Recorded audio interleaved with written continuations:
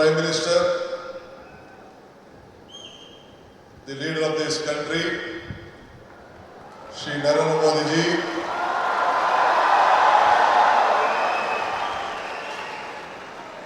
His Excellency, our Governor of Karnataka, Tawarchand Gehlot ji, His Holiness, Ramakrishna ಮಠದ ಬೇಲೂರು ಕೇಂದ್ರದ ಅಧ್ಯಕ್ಷರಾದಂಥ ಪರಮ ಪೂಜ್ಯ ಶ್ರೀ ಶ್ರೀ ಸ್ವಾಮಿ ಗೌತಾನಂದ ಮಹಾರಾಜ್, ನಿಮ್ಮೆಲ್ಲರಿಗೂ ನಮಸ್ಕಾರಗಳು. ರಾಮಕೃಷ್ಣ ಮಠದ ಟ್ರಸ್ಟಿ ಪೂಜ್ಯ ಶ್ರೀ ಸೂರ್ಯ ಮುಕ್ತಾನಂದ ಮಹಾರಾಜ್ಗೂ ಕೂಡ ನನ್ನ ನಮಸ್ಕಾರಗಳು. ನಮ್ಮ ಈ ಭಾಗದ ಸಂಸತ್ ಸದಸ್ಯರು, ನನ್ನ ಮಿತ್ರರಾದಂಥ ಯದುವೀರ್ ಕೃಷ್ಣದತ್ತ ಜಾಮರಾಜ ಒಡೆಯರವರೇ, ಮತ್ತೊಬ್ಬ ಶಾಸಕ ಮಿತ್ರರು, ಬಿಜೆಪಿಯ ಪಕ್ಷದ ಅಧ್ಯಕ್ಷರಾದಂಥ ಮಿತ್ರ ಬಿ.ವೈ. ವಿಜಯೇಂದ್ರರವರೇ, ಈ ಕ್ಷೇತ್ರದ ಜನಪ್ರಿಯ ಶಾಸಕರಾದಂಥ ಹರೀಶ್ ಗೌಡ್ರೆ, ಮತ್ತು ಮುಖ್ಯವಾಗಿ ಈ ಒಂದು ಪವಿತ್ರವಾದಂತಹ ಕಾರ್ಯಕ್ರಮದಲ್ಲಿ ಸಾವಿರಾರು ಸಂಖ್ಯೆಯಲ್ಲಿ ರಾಮಕೃಷ್ಣ ಪರಮಹಂಸರು, ವಿವೇಕಾನಂದರವರು ಮತ್ತು ತಾಯಿ ಅವರೆಲ್ಲ ಅನುಯಾಯಿಗಳಾಗಿ ಒಂದು ಭಕ್ತಿಪೂರ್ವವಾಗಿ ಸೇರಿದಂತ ಎಲ್ಲ ನನ್ನ ಬಂಧು ಭಗಿನಿಯರೇ, ಇದೊಂದು ದೊಡ್ಡ ಐತಿಹಾಸಿಕವಾದಂತಹ ಕಾರ್ಯಕ್ರಮ. ಯುವ ಶಕ್ತಿ, ಯುವ ಆಲೋಚನೆ, ಯುವ ಚಿಂತನೆ, ಇದೇ ವಿವೇಕಾನಂದರ ಚಿಂತನೆ. ನಾನು ಕೂಡ ನನ್ನ ಬದುಕಿನಲ್ಲಿ ಇದನ್ನ ಅಳವಡಿಸಿಕೊಳ್ಬೇಕು ಅಂತ ಹೇಳಿ ಬಹಳ ಚಿಕ್ಕ ವಯಸ್ಸಿನಲ್ಲಿ ಪ್ರಯತ್ನವನ್ನು ನಾನು ಮಾಡ್ತಾ ಇದ್ದೇನೆ. ಈ ಹೊಸ ಚಿಂತನೆ ಒಂದು ಬದಲಾವಣೆಯ ಒಂದು ಆರಂಭ. ಇವತ್ತು ಯುವಕರ ಕನಸು ದೇಶದ ಕನಸಾಗಿದೆ. ನಾವು ಇಬ್ಬರು ಯುವಕರನ್ನು ನಾವು ಗಮನಿಸಿದ್ದೇವೆ. ನಮ್ಮ ಯುವಕರು, ವಿದ್ಯಾರ್ಥಿಗಳು ಇಡೀ ರಾಷ್ಟ್ರಕ್ಕೆ ಏನು ಸ್ವಾಮಿ ವಿವೇಕಾನಂದವರು ಕೊಟ್ಟ ಆದೇಶವನ್ನ ನನ್ನ ಯುವಕರು ನಮ್ಮೆಲ್ಲರೂ ಕೂಡ ಒಂದು ಸಂದೇಶವನ್ನು ಕೊಟ್ಟಿದ್ದಾರೆ. ಎಲ್ಲ ರಾಮಕೃಷ್ಣ ವಿದ್ಯಾಶಾಲೆ ಎಲ್ಲ ನನ್ನ ಯುವಕ ವಿದ್ಯಾರ್ಥಿಗಳಿಗೆ ನನ್ನ ಸಾಷ್ಟಾಂಗ ನಮಸ್ಕಾರಗಳನ್ನು ಅರ್ಪಿಸಲಿಕ್ಕೆ ನಾನು ಬಯಸ್ತಾ ಇದ್ದೇನೆ. ಇದು ನಮ್ಮ ಸರ್ಕಾರದ ಆಲೋಚನೆ ಕೂಡ ವಿವೇಕಾನಂದರ ಆಲೋಚನೆಯನ್ನ ಹಮ್ಮಿಕೊಂಡಿದ್ದೇನೆ. ಯುವ ಯುಗ, ನವಯುಗ, ಇದೇ ನಮ್ಮ ದೊಡ್ಡ ಘೋಷಣೆ ಅಂತ ಹೇಳಿಕ್ಕೆ ನನಗೆ ಬಹಳ ಸಂತೋಷ ಆಗ್ತದೆ.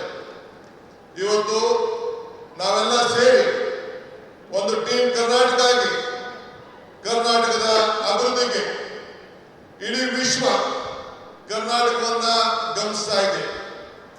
ಈ ಹಿನ್ನೆಲೆಯಲ್ಲಿ 10,000 ಯುವ ಸಂಘಟನೆಗಳು ಒಟ್ಟಾಗಬೇಕು. ಇಡೀ ಪಂಚಾಯತ್ಗಳಲ್ಲಿ, ಮುನ್ಸಿಪಾಲಿಟಿಗಳಲ್ಲಿ ಸಂಘಗಳು ಬೇರೂಡಬೇಕು ಅಂತ ಹೇಳಿ ನಾನು ಕೂಡ ಒಂದು ಹೊಸ ಚಿಂತನೆಯನ್ನ ಪ್ರಾರಂಭವನ್ನು ನಾನು ಮಾಡ್ತಾ ಇದ್ದೇನೆ. ಹಳ್ಳಿಗಳಲ್ಲಿ, ನಗರಗಳಲ್ಲಿ ನಮ್ಮ ಯುವ ಶಕ್ತಿಯನ್ನು ನಾವು ಸರಿಯಾದ ರೀತಿ ಬಳಸಿಕೊಂಡು ಸಾಂಸ್ಕೃತಿಕ ಕ್ರೀಡೆ, ನಾಟಕ ಇವೆಲ್ಲ ಕೂಡ ಅಳವಡಿಸಿಕೊಳ್ಳಿಕ್ಕೆ ಅನೇಕ ಕಾರ್ಯಕ್ರಮಗಳನ್ನು ಇವತ್ತೆಲ್ಲ ನಾವು ರೂಪಿಸಿಕೊಂಡು ಬಂದಿದ್ದೇವೆ. ಈ ಮೂಲಕ ನಮ್ಮ ಯುವಕರಲ್ಲಿ ಒಂದು ದೈಹಿಕವಾದಂತಹ ಶಕ್ತಿಯನ್ನು, ಮಾನಸಿಕವಾದಂತಹ ಶಕ್ತಿಯನ್ನ ಇವತ್ತು ನಾವೆಲ್ಲರೂ ಕೂಡ ಕಾಪಾಡಲಿಕ್ಕೆ ನಾವೆಲ್ಲ ಕೂಡ ಬದ್ಧರಾಗಿ ಇವತ್ತು ಕೆಲಸವನ್ನು ಮಾಡಬೇಕಾಗಿದೆ. ಬಂಧುಗಳೇ, ಈಗ ತಾನೇ ನಾವು ಟಿವಿಯಲ್ಲಿ ಚಿತ್ರವನ್ನ ಗಮನಿಸ್ತೋ. ಮೈಸೂರಿನ ಇತಿಹಾಸ ವಿಶ್ವದ ಇತಿಹಾಸ. ಮೈಸೂರಿನಿಂದ ಇವತ್ತು ಸ್ವಾಮಿ ವಿವೇಕಾನಂದರವರು 1893ರಲ್ಲಿ ಇಲ್ಲಿಂದ ಹೆಜ್ಜೆ ಹಾಕಿ ಆವತ್ತಿನ ಕಾಲದಲ್ಲಿ ಒಡೆಯರು, ಮಹಾರಾಜರು ಏನೋ ಅವರಿಗೆ ಕೊಟ್ಟಂತ ಪ್ರೋತ್ಸಾಹದಿಂದ ವಿಶ್ವಕ್ಕೆ ಹೋಗಿ ಮೈ ಬ್ರದರ್ಸ್ ಅಂಡ್ ಸಿಸ್ಟರ್ಸ್ ಅಂತ ಏನು ಭಾಷಣವನ್ನು ಮಾಡಿದ್ರು, ಇಡೀ ವಿಶ್ವದ ಗಮನವನ್ನ ಈ ಭೂಮಿಯಿಂದ ಸೆಳೆಯಲಿಕ್ಕೆ ಒಂದು ದೊಡ್ಡ ಶಕ್ತಿಯನ್ನು ಕೊಟ್ಟರು. ಅದಕ್ಕೆ ನಾನು ನಮ್ಮ ಹಿರಿಯರಂತ ಮಹಾರಾಜರಿಗೆ, ಅವತ್ತಿನ ಕಾಲದ ಮಹಾರಾಜರಿಗೆ ನನ್ನ ಸಾಕ್ಷಾತ್ ನಮಸ್ಕಾರಗಳನ್ನು ಅರ್ಪಿಸಕ್ಕೆ ನಾನು ಬಯಸ್ತಾ ಇದ್ದೇನೆ. ಇವತ್ತು ಇಂಥ ಒಂದು ಐತಿಹಾಸಿಕವಾದಂತಹ ಕಾರ್ಯಕ್ರಮದಲ್ಲಿ ಪಾಲ್ಗೊಂಡಿದ್ದೇವೆ. ಇವತ್ತು ವಿವೇಕಾನಂದರ ಸಾಂಸ್ಕೃತಿಕ ಯುವ ಕೇಂದ್ರವನ್ನ ನಮ್ಮ ರಾಮಕೃಷ್ಣ ಮಹಾಸಂಸ್ಥೆಯ ನಮ್ಮ ಪೂಜ್ಯರೆಲ್ಲ ಕೂಡ ಇವತ್ತು ಅಳವಡಿಸಿದ್ದಾರೆ. ಇದು ಅವರ ವೈಯಕ್ತಿಕವಾದಂತಹ ಆಶ್ರಮದ ಆಸ್ತಿಯಲ್ಲ, ಇದು ಇಡೀ ದೇಶದ ಆಸ್ತಿ.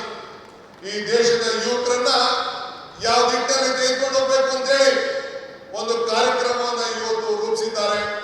ಅದಕ್ಕೆ ಇಡೀ ಭಾರತದ ಯುವಕ ತಂಡ, ಯುವ ಸಮುದಾಯ, ಎಲ್ಲ ನನ್ನ ತಂದೆ ತಾಯಿಯರು, ಹಿರಿಯರು ಎಲ್ಲರೂ ಕೂಡ ಈ ದೊಡ್ಡ ಐತಿಹಾಸಿಕವಾದಂತಹ ರಾಮಕೃಷ್ಣ ಸಂಸ್ಥೆಗೆ ಕರ್ನಾಟಕ ಸರ್ಕಾರದ ಪರವಾಗಿ ನಿಮ್ಮೆಲ್ಲರ ಪ್ರತಿನಿಧಿಯಾಗಿ ಅವ್ರಿಗೊಂದು ಸಾಕ್ಷಾತ್ ನಮಸ್ಕಾರಗಳು ಮತ್ತು ಅಭಿನಂದನೆ ಸಲ್ಲಿಸಲಿಕ್ಕೆ ನಾನು ಬಯಸ್ತಾ ಇದ್ದೇನೆ.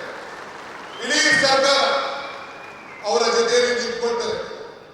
ನಾನು ಈ ಸಂದರ್ಭದಲ್ಲಿ ಒಂದು ಮಾತನ್ನು ನನಗೆ ನೆನೆಸ್ಕೊಳ್ಳಿಕ್ಕೆ ನನಗೆ ಇಚ್ಛೆ ಪಡ್ತಾರೆ. ನಾನು ಅನೇಕ ಸಂದರ್ಭದಲ್ಲಿ ಮಾತಾಡ್ಕೊಂಡು ಬಂದಿದ್ದೇನೆ. ಪುರಂದರದಾಸರದ ಒಂದು ಮಾತು ನನಗೆ ಬರ್ತದೆ, ಇದು ಭಾಗ್ಯ, ಇದು ಭಾಗ್ಯ, ಇದು ಭಾಗ್ಯವಯ್ಯ, ಪದ್ಮನಾಭನ ಪಾದ ಭಜನೆ ಪರಮ ಸುಖವಯ್ಯ ಅಂತ ಹೇಳಿ.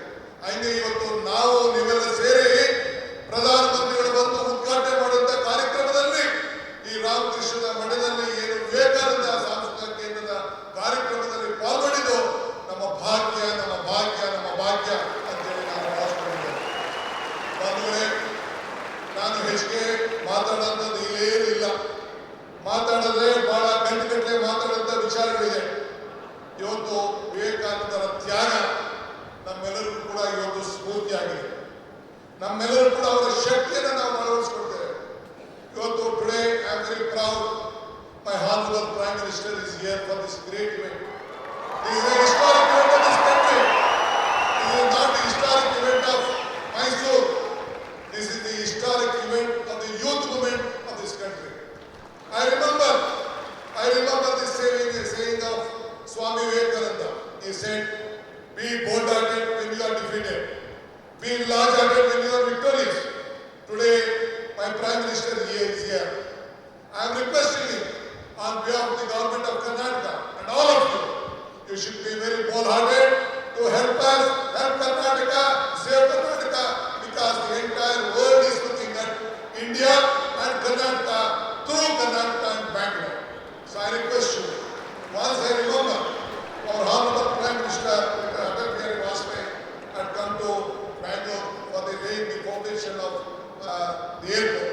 He said there was a time when the world leaders used to come to Delhi, then they used to come to Calcutta, Mumbai, Chennai, Hyderabad and different part of the country. Now the situation has changed. This is when Mr. S.M. Krishna, a student of this institution, was the Chief Minister. He said that Mr. S.M. Krishna was the Chief Minister. Then he laid the foundation, Atal Bihari Vajpayee laid the foundation of the international court. Then Mr. Vajpayee said, the situation has come, the world leaders are first coming to Karnataka and Bangalore, then they are coming to Delhi. This is the strength of this great people, our people of the culture. Sir, Prime Minister, you see the weather, you see the culture. This is the strength of this great state. The entire state stands with you. We want to work together. We want to work with the federal state. I appeal to you. Let us all work together. This is great. This is the Sankalpa Bhumi. In this Bhumi, at the time when our Vivekananda traveled in the train in the East State, he was traveling in the ship along with Tataji. Then Tataji asked, what has to be done? He said, India is poor. This has to be a science city. Then the Tataji asked Maharaja. One day Maharaja gave more than 300 acres of land in Bangalore.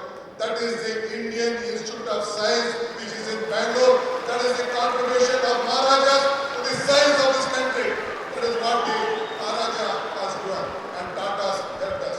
That is why I would like to, this is the great state, great city, and India has to grow with Karnataka, and Karnataka will be with you. Let us work together, make this country proud. I don't want to tell more. I have a lot of things, but I have given only 5 minutes time. I don't want to waste your time. Prime Minister, message is very much important for the country. Let us work together. Let us build Karnataka. Let us build India, a strong India. Jai